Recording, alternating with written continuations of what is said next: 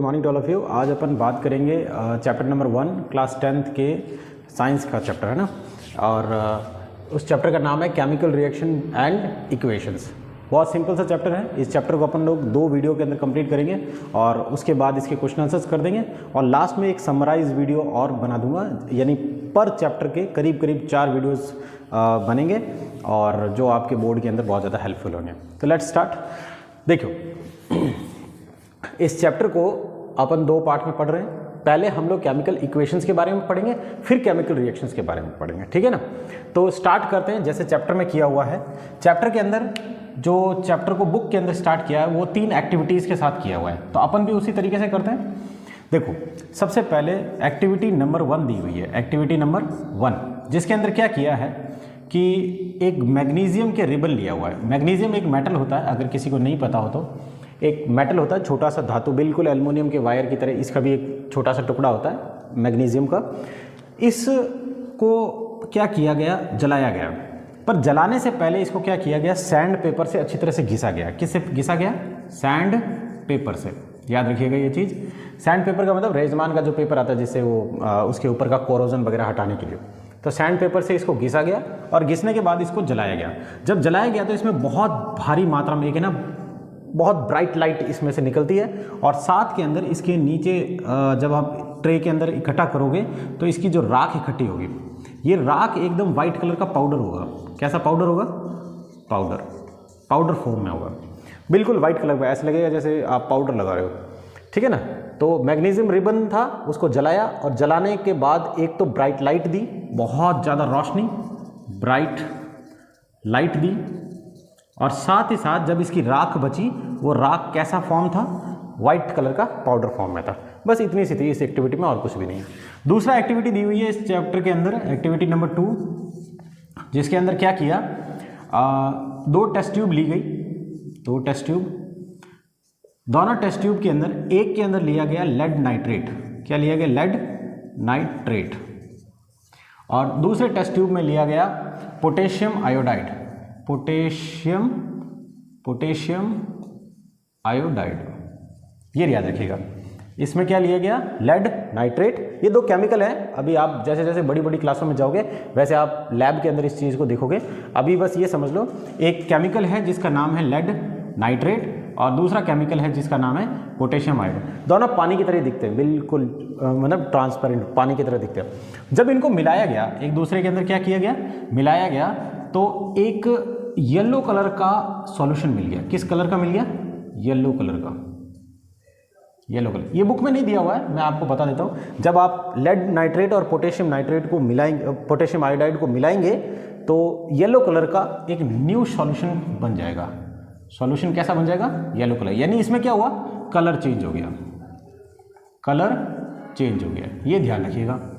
इसके अंदर क्या किया था? व्हाइट कलर का पाउडर, व्हाइट कलर का पाउडर बन गया था। यानी स्टेट चेंज हो गई थी। पहले ये मेटल का पीस था और बाद में ये बुरखा हुआ, इसका स्टेट चेंज हो गया था। अच्छा, तीसरी एक्टिविटी क्या दी हुई थी इसमें? Activity number 3।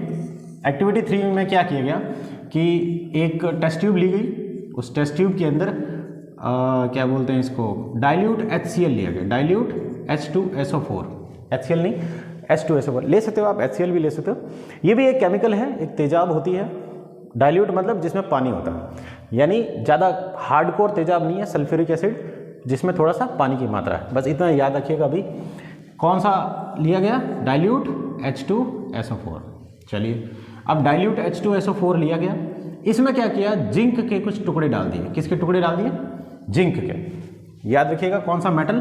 जिंक नाम का एक मेटल होता है। एल्युमिनियम की फॉइल देखिए, आप उसको क्या कीजिए, छोटे छोटे टुकड़े करके ऐसे ऐसे फोल्ड करके रख दो। बिल्कुल उसी टाइप का जिंक का भी मेटल दिखता है, सिल्वर टाइप के। इसके अंदर डाल दिया जिंक को। किसके अंदर? Dilute H2O4। जैसे ही इसमें डाला तो इसमें से एक गैस निकलती है। क्या निकलती है इसमें? गैस। इसमें अंदर जाएगी तो बुड़बुड़े निकलेंगे और जैसे ही बाहर आ जाएगा तो ये गैस निकल जाएगी। इस गैस का नाम है हाइड्रोजन गैस। कौन सी गैस है? हाइड्रोजन। और क्या नाम, बाद में आप इस टेस्ट ट्यूब को ऐसे टच करो, टेस्ट ट्यूब पकड़ो और इसको ऐसे टच करो। टच करोगे तो इसका टेम्परेचर क्या हो जाएगा? इंक्रीज हो जाएगा। टेम्परेचर इंक्रीज, यानी थोड़ा आपको गरम गरम फील होगा। तो इन 3 एक्टिविटीज से हमें क्या क्या पता चला। पहला पता क्या चला कि वाइट पाउडर निकला जब आपने इसको जलाया था। दूसरे के अंदर जब इन दोनों को मिलाया गया तो कलर चेंज हो गया। तीसरे में हमें पता चला कि इनके अंदर हाइड्रोजन गैस निकली, यानी कोई ना कोई गैस निकलती है, कोई गैस निकली हाइड्रोजन नाम की, और साथ ही साथ टेम्परेचर इंक्रीज हो गया। तो तीसरी बात, चौथी बात। अब ये 3 एक्टिविटी करवाई क्यों गई, ऐसा क्या था, इसको क्या बताने के लिए किया गया था? देखो बेटा, एक चीज़ याद रखिएगा, जब कभी भी कुछ चीज़ मिलाई जाती है आपस में, जब कोई भी 2 चीज़ें या 3 चीज़ें आपस में जब मिलती है तो वो आगे चल के कुछ नई चीज़ बनाती है। क्या करती है? कोई भी 2 चीज़ या 3 चीज़ या 4 चीज़, कितनी भी चीज़ें जब आपस में मिलती है तो वो कोई नई चीज़ बनाती है। जैसे अगर एक साइड में मैं लाइटर लूँ और एक साइड में मैंने कागज़ लिया, जलाया, तो आगे आपको क्या मिल गई? राख मिल गई। कोई 2 चीज़ मिली तो नई चीज़ मिल गई। इसी को केमिकल या केमिस्ट्री की भाषा के अंदर हम लोग केमिकल रिएक्शन कहते हैं। क्या बोलते हैं? Chemical reaction. याद रखिएगा, कोई भी 2 या 3 चीज़ या मिलने से कोई नई चीज़ें बन जाती है। सिंपल भाषा में बता रहा हूँ, आगे हम और रिएक्शंस के बारे में डीपली पढ़ेंगे, बस अभी मोटा मोटा इतना समझ लो, कोई भी 2-3 चीज़ों को मिलाने से नई चीज़ बन जाती है। This is called chemical reaction. अब केमिकल रिएक्शंस आपको इतना तो पता लग गया 2 चीज़ मिलने से, लेकिन अब पता कैसे चलेगा रिएक्शंस हो रही है या नहीं हो रही है? इसके लिए ये 3 एक्टिविटियों से हमने कुछ अंदाज़ा लगाया। क्या लगाया? अगर कहीं पर कोई 2 चीज़ मिलने से कुछ नई चीज़ में उसकी स्टेट चेंज हो रही हो, क्या चेंज हो रही हो? स्टेट, यानी उसका पाउडर फॉर्म में बन जाना, या नया पानी के रूप में बन जाना, या दूध जैसे फटता वैसे फिदड़ के बन जाना, कुछ नई चीज़ बन जाती है, उसका स्टेट चेंज हो रहा होगा, तो समझ लेना वहाँ पे क्या हो रही है? Chemical reaction. पहली बात। दूसरी बात, अगर कहीं पे कलर चेंज हो रहा हो, क्या हो रहा हो? Colour change. जैसे ये दोनों पहले क्या थे? बिल्कुल पानी जैसे थे, और जैसे ही मिला दिया गया येलो कलर आ गया, यानी कुछ ना कुछ इसमें हुआ है, तभी तो नया पैदा हुआ है कलर। यानी कि दूसरी बात, कलर चेंज होना चाहिए। तीसरी बात, वहाँ पे कोई ना कोई गैस निकलनी चाहिए, यानी सिंपल भाषा में स्मेल आ रही है। अगर आपने कोई चीज़, जैसे कोई चीज़ जलती है तो आपने देखा होगा स्मेल आ रही होगी, इसका मतलब कोई ना कोई अंदर रिएक्शन हो रही है, स्मेल आनी चाहिए, यानी गैस इवॉल्व होनी चाहिए। चौथी चीज़, अगर उसका टेम्परेचर बढ़ जाए या कम हो जाए तो भी वहाँ पर क्या होता है? Chemical reaction. तो कौन कौन से फैक्टर हो गए? फैक्टर्स कौन से हैं जिससे हमें ये अंदाज़ा पड़ता चलता है कि वहाँ पर केमिकल रिएक्शन हो रही है? पहला है कि स्टेट चेंज होना, स्टेट चेंज होना। दूसरा फैक्टर है कलर चेंज, यानी कलर उसका चेंज हो रहा है। तीसरा फैक्टर है कि वहाँ पर इवोल्यूशन ऑफ गैस, गैस का निकलना। और चौथा फैक्टर होता है जिसको अपन कहते हैं टेम्परेचर चेंज करना, टेम्परेचर चेंज, यानी चेंज इन टेम्परेचर या कुछ भी लिख दो। इन 4 फैक्टर से हम बड़े आराम से पता चल सकते हैं कि वहाँ पर कोई ना कोई केमिकल रिएक्शन हो रही है। ठीक है, पहला क्वेश्चन यहाँ से बन जाता है। अब आगे देखो, चलो पहला हम लोग इसी को लेके चेक करते हैं कि केमिकल रिएक्शन को लिखते कैसे हैं। अब हम लोग केमिकल रिएक्शन को लिखना सीखते हैं कि लिखते कैसे।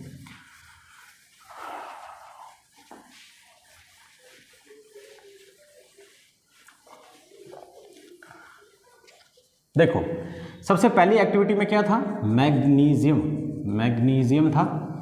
इसके साथ क्या किया गया? जलाया गया। जलाया किस में गया? हवा में।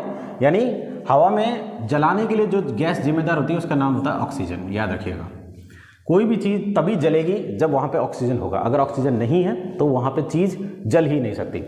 तो मैग्नीशियम क्या किया? ऑक्सीजन के साथ जला। जब जला तो आगे चल के क्या मिला? वो मैग्नीशियम ऑक्साइड बन गया। क्या बन गया? ये मैग्नीशियम ऑक्साइड। और यही था वो वाइट कलर का पाउडर, वाइट कलर का पाउडर। जब जल गया तो पीछे जो पाउडर बचा हुआ था वो, उसका नाम क्या है? क्या? Magnesium oxide. तो ये लिखने का तरीका है। लिखने का तरीका क्या है? जो चीज़ आपस में रिएक्शन कर रही है उसको हम लोग बीच में प्लस का निशान लगाकर लिखाते हैं, और फिर एरो का निशान लिखते हैं, और एरो के निशान के उस तरफ लिख दिया जाता है जो नई चीज़ बनी है। अब देखिए, जो एरो के बैक साइड में है, जो चीज़ें मिल रही है, उनको हम लोग केमिस्ट्री की भाषा में कहते हैं रिएक्टेंट। क्या बोलते हैं उसको? रिएक्टेंट। यानी एरो के इस तरफ है ये लेफ्ट हैंड साइड, और ये वाली कौन सी साइड है? Right hand side. Right hand side यानी एरो का जिस तरफ मुंह है, उस जगह जो नई चीज़ बन रही है उसका नाम होता है प्रोडक्ट। क्या होता है उसका नाम? प्रोडक्ट। बहुत सिंपल सा बन रहा है। कि एरो के पीछे साइड में लिखा जाता है रिएक्टेंट, यानी on the left hand side of the arrow हम लोग क्या लिखते हैं, रिएक्टेंट, और एरो के जिस तरफ मुंह होता है उस तरफ हम लोग लिखते हैं प्रोडक्ट, यानी राइट हैंड साइड। ये लिखने का तरीका है। अब ये तो हो गया बड़ा लिखने का तरीका, लेकिन क्योंकि हम लोग किसके स्टूडेंट्स हैं, साइंस के, साइंस में ज़्यादा लिटरेचर की तरह इतना बड़ा बड़ा लिखते नहीं, हम लोग क्या करते हैं, इनका यूज़ करते हैं फॉर्मूले का, ताकि इसको जितना ज़्यादा क्रिस्प कर सके, छोटा कर सके।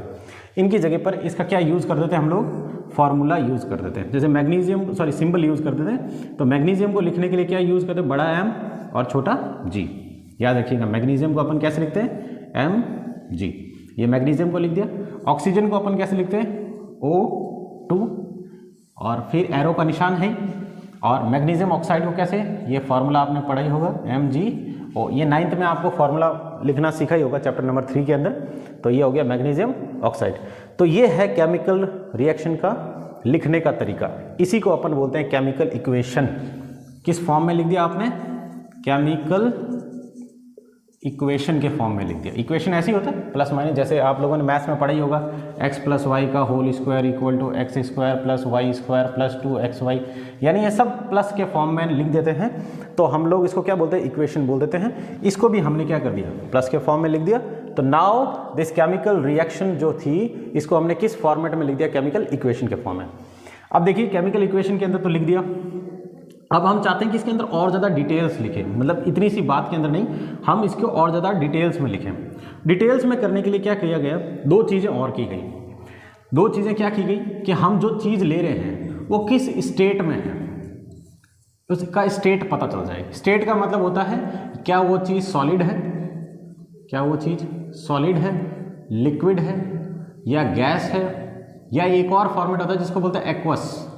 एक्वस क्या होता है, जिसके अंदर है ना पानी मिला होता है, जैसे नमक का पानी है तो घोल होता है, तो उसको बोला जाता है। यानी जब पानी के अंदर कोई दूसरा केमिकल ऑलरेडी प्रेजेंट होता है, कुछ नई चीज़ प्रेजेंट हो रहती है और उसका घोल होता है, उसको बोलते हैं एक्वस। तो ये 4 स्टेट के अपन इसके अंदर शो करना है। तो क्या करेंगे, जिस स्टेट में जो चीज़, जैसे मैग्नीशियम था, लोहे का टुकड़ा था एकदम बिल्कुल चिप जैसा, तो वो सॉलिड, इसको अपन कैसे कर देंगे, छोटा ऐसे ब्रैकेट में लिख के छोटा s के रूप में लिख देंगे। मैग्नीशियम सॉलिड है। ऑक्सीजन कैसा था, गैस, उसके लिए छोटा g लगा देंगे। मैग्नीशियम ऑक्साइड वापस पाउडर के फॉर्म में था, वो भी सॉलिड है, सॉलिड के रूप में। तो ये हमने थोड़ी और इन्फॉर्मेशन इसके अंदर डाल दी। अब अगर मान लो आपने क्या किया था, इसको गर्म किया था, अगर आपको हीट करना है तो इस एरो के ऊपर इसका टेम्परेचर लिख दिया जाता है। क्या लिख दिया जाता है, टेम्परेचर। मान लीजिए आपको 273 केल्विन के ऊपर इसको गर्म किया, कितने 273 डिग्री या केल्विन के ऊपर गर्म किया, तो उसका हीट वगैरह जो होता है वो किसके ऊपर लिखा जाता है, एरो के ऊपर। अगर हमें प्रेशर को, टेम्परेचर को यानी हीट को, या फिर कोई दूसरी चीज़ और कोई इंफॉर्मेशन लिखनी हो, एनीथिंग एल्स, और भी कुछ इन्फॉर्मेशन लिखनी थी, ऐसी कोई चीज़ इन्फॉर्मेशन लिखी जाती थी, वो हमेशा किस पे लिखी जाती है, एरो पे लिखी जाती है। ये एरो के ऊपर या नीचे लिख सकते हो। लेकिन अगर आपको उसका स्टेट लिखना है तो वो कहाँ लिखना है, जस्ट उस एटम या उस फॉर्मूले के आगे, मॉलिक्यूल के। मैग्नीशियम है सॉलिड, ये O2 गैस है, गैस, इस तरीके से लिख दिया जाता है। जो चीज़ मिल रही है उसको हम लोग बोलते हैं रिएक्टेंट, उसको क्या बोलते हैं, रिएक्टेंट। और जो चीज़ बन रही है उसको हम लोग क्या बोलते हैं, प्रोडक्ट। तो ये है केमिकल इक्वेशन के लिखने का तरीका, याद रखिएगा, ठीक है। चलिए इसके आगे हम लोग चलते हैं। अब एक नया फंडा और आगे आ जाता है। अब वो क्या बला है वो भी देख लेते हैं। अब केमिकल इक्वेशन तो लिखना सीख गए, केमिकल इक्वेशन तो लिखना सीख गए। क्या लिखा था हमने, Mg + O2 gives MgO, ये लिख दिया। और ज़्यादा डिटेल्स में हम लोगों ने लिखा तो हमने इसको लिख दिया, ये सॉलिड था, ये गैस था, और ये भी सॉलिड था, और इनको गर्म किया गया था। इसको क्या किया गया था, गर्म किया गया था, ठीक है। ये सारी बात हमने डिटेल्स में लिख दी। लेकिन अब केमिस्ट्री का दूसरा लॉ, एक बहुत फेमस लॉ है जिसको बोला जाता है law of conservation of mass. क्या बोला जाता है इसको, law of conservation of mass. अब यहाँ पे आता है दूसरा फंडा। कंजर्वेशन का मतलब ये होता है सुरक्षित, समझ आ रही है मेरी बात? कंजर्व, इसका क्या मतलब है? इसका सिंपल भाषा में समझ लो कि जितने एटम रिएक्टेंट में हिस्सा लेंगे, मतलब इस पूरी रिएक्शन में जितने एटम हिस्सा ले रहे हैं एरो के इस तरफ, उतने के उतने एटम उस तरफ भी रहने चाहिए। समझ आ गई नहीं आ गई? Law of conservation of mass का सिंपल मतलब ये है कि किसी भी अभिक्रिया में, किसी भी रिएक्शन के अंदर जितने एटम्स पार्टिसिपेट कर रहे हैं रिएक्टेंट साइड में, यानी एरो के पीछे जितने पार्टिसिपेंट है उतने के उतने पार्टिसिपेंट उस तरफ भी होने चाहिए प्रोडक्ट साइड के अंदर। अब यहाँ पे अगर आप देखो तो Mg कितना है? मैग्नीशियम का एक ही एटम है। ऑक्सीजन के कितने एटम है? 2 एटम है। देखो नीचे 2 लिखा हुआ है। जितने होते हैं या तो नीचे लिखे जाते हैं या इसके आगे लिख दिया जाते हैं, ठीक है ना? तो इसके नीचे है 2 एटम है। अगर आप प्रोडक्ट में देखो, ये तो रिएक्टेंट साइड में है, रिएक्टेंट साइड में है। अगर आप प्रोडक्ट साइड में देखो, किस साइड में देखो? प्रोडक्ट साइड में। तो इस तरफ देखो, Mg कितना है? 1 है। ऑक्सीजन कितना है? 1 है। क्या ये बराबर है? देखो मैग्नीशियम तो बराबर है लेकिन ऑक्सीजन बराबर नहीं है। अब नहीं है तो जाहिर सी बात है ये इस नियम को उल्लंघन हो गया।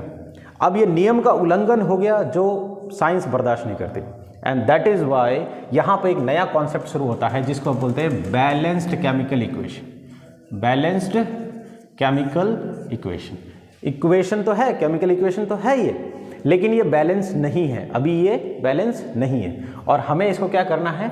बैलेंस करना है। बैलेंस मतलब इस तरफ और इस तरफ का पलड़ा बराबर करना है, और अब आपको वही सीखना है, बैलेंस केमिकल इक्वेशन। समझ आ गई यहाँ तक बात? अब law of conservation of mass को सेटिस्फाई करने के लिए हमें क्या करना पड़ेगा? बैलेंस करना सीखना पड़ेगा। तो चलिए फटाफट सीख जाते हैं, क्या दिक्कत है? बहुत बड़ा कॉन्सेप्ट नहीं है। बैलेंस के लिए आपको सबसे पहले एक नियम याद होना चाहिए। नियम क्या है? कि कोई भी रिएक्शन हो, कोई भी रिएक्शन हो, आप सिर्फ उसके आगे लिख सकते हो। आप उसके एटम्स या मॉलिक्यूल के आगे लिख सकते हो, आगे लिख सकते हो। बस ये सिंपल सा एक नियम है। वैसे कोई आधिकारिक नियम नहीं है, ऑफिशियल कोई नियम नहीं है, बट लिखने का तरीका है जो मैं आपको अपनी तरफ से बता रहा हूँ, ठीक है? रिएक्शन के आप क्या कर सकते हो? किसी भी रिएक्शन के अंदर आप उसके एटम्स या मॉलिक्यूल के आगे लिख सकते हो। क्या लिख सकते हो वो अभी देखते हैं। मान लीजिए यही था, magnesium plus oxygen gives magnesium oxide. अब इसको आपको क्या करना है? बैलेंस करना। बैलेंस करने के लिए बहुत सिंपल तरीका, जहाँ पे एरो है उसके नीचे ऐसे कर लो, ठीक है? इस तरफ क्या है? रिएक्टेंट। इस तरफ क्या है? प्रोडक्ट, तो प्रोडक्ट लिख लो, ठीक है ना? Reactant, product. अब पहला, इस तरफ मैग्नीशियम है, कितना है? 1। दूसरा, ऑक्सीजन कितना है? इस तरफ 2। इस तरफ मैग्नीशियम कितना है? मैग्नीशियम 1। ऑक्सीजन कितना है? 1। ठीक है ना? यहां तक तो कोई दिक्कत नहीं है। अब आता है बैलेंस करने का तरीका। नियम यह है कि आप किसी भी रिएक्शन के अंदर जो एटम्स हैं या मॉलिक्यूल्स हैं उनके आगे लिख सकते हो। यानी यहाँ पर ये सिंगल एटम है तो आप इसके आगे कुछ भी नंबर लिख सकते हो, 1 2 3 XYZ, कुछ भी नंबर इसके आगे लिख सकते हो। ना तो आप इसके नीचे लिख सकते हो, ना ऊपर लिख सकते हो, ना दाएं बाएं लिख सकते हो, कहीं नहीं लिख सकते हो। सिर्फ कहाँ लिख सकते हो? आगे। अब जैसे ये पूरा मॉलिक्यूल है तो आप इसके बीच में यूँ नहीं कर सकते 2 लिख दिया 3 लिख दिया, ऐसे नहीं लिख सकते। आप इसके पूरे के आगे लिखोगे। बात समझ आएगी? तो ये है नंबर 1 बात। नंबर 2 बात इसी के अंदर कि जैसे आपने इसके आगे लिख दिया, मान लीजिए 3 लिख दिया, तो अभी तक एटम कितने थे? 2। अब ये कितना हो जाएगा? इसको आपको क्या करना है? नीचे वाले को इसके आगे वाले के साथ मल्टीप्लाई करना होता है। क्या करना होता है? मल्टीप्लाई करना होता है। यानी कि अगर मैंने इसके आगे 3 लिख दिया तो ऑक्सीजन कितने हो गए? 2 3 जा 6। यहाँ पे कितने ऑक्सीजन हो जाएंगे? 6। समझ आ रही है मेरी बात? ये हुआ एक। दूसरी बात। तीसरी बात, अगर मैंने जैसे इसके आगे लिख दिया, अब इसके आगे 2 लिख दिया, तो अब इसका मतलब क्या है? इसका मतलब है मैग्नीशियम के नीचे कुछ नहीं है तो 1, ऑक्सीजन के नीचे कुछ नहीं है तो 1, तो 1 2 जा 2। मैग्नीशियम भी कितना हो गया? 2, और ऑक्सीजन भी कितना हो गया? 1 2 जा 2। कोई दिक्कत यहाँ तक? ठीक है, अभी इसको हटा देते हैं। मतलब ये कि जो नीचे वाली जो भी चीज़ लिखी होती है उसको अगर आपने आगे कुछ लिखा तो ऑटोमेटिकली उसके साथ क्या हो जाएगा? मल्टीप्लाई हो जाएगा।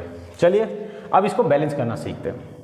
इस तरफ 1 है, ऑक्सीजन इस तरफ 2 है, इस तरफ मैग्नीशियम 1 है, ऑक्सीजन भी 1 है। बैलेंस करने में बहुत सिंपल सा है, जिस तरफ कम है आबादी उस तरफ जो भी चीज़ है बढ़ाओ, आपको माइनस नहीं करना। कैसे? मैग्नीशियम 1 है, इस तरफ भी 1 है, ये तो बैलेंस है ही, इसमें कुछ छेड़ना ही नहीं है। इसको देखो, इस तरफ ऑक्सीजन है 2, इस तरफ है 1।